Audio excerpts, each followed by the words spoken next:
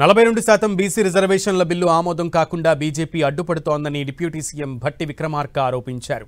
BC bill ఆమోదం కోసం కాంగ్రెస్ ప్రభుత్వం అన్ని ప్రయత్నాలు చేసిందన్నారు. బిల్లును గవర్నర్ కేంద్రానికి పంపితే ఆమోదం తెలపకుండా అడ్డుకున్నారని విమర్శించారు.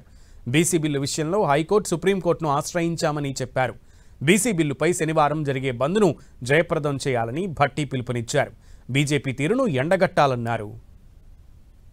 కేవలం కేంద్ర ప్రభుత్వం రాష్ట్ర ప్రభుత్వం పంపించినటువంటి బిల్లుని మీరు పార్లమెంట్లో పెట్టిన 9 షెడ్యూల్ పెట్టకపోవడం వల్ల, లేకపోతే మీరు పంపించిన బిల్లుని రాష్ట్రపతి దాని గురించి క్లియర్ చేసి పంపించకపోవడం వల్ల ఈరోజు రాష్ట్రంలో ఓబీసీలకి 42% రిజర్వేషన్ కష్టం అని చెప్పి సుప్రీంకోర్టు చెప్పే పరిస్థితికి భారతీయ జనతా పార్టీ తీసుకొచ్చింది. దీన్ని దృష్టిలో పెట్టుకుని ఈరోజు రాష్ట్రంలో ఉన్నటువంటి యావత్ ఓబీసీలకు సంబంధించిన సంఘాలన్నీ కూడా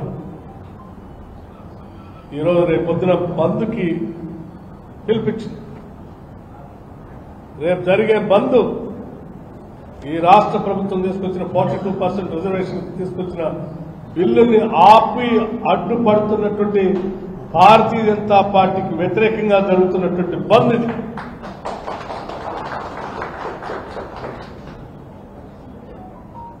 ఈ భారతీయ జనతా పార్టీ కేంద్ర ప్రభుత్వం మోడీ గారి నాయకత్వంలో బిల్లుకు అడ్డుపడి ఈ రాష్ట్రంలో ఉన్నటువంటి ఓబీసీలకు ఆగవాగం చేస్తున్నటువంటి ఈ పరిస్థితుల్లో వాళ్ళకి వ్యతిరేకంగా ఉన్నటువంటి బీజేపీ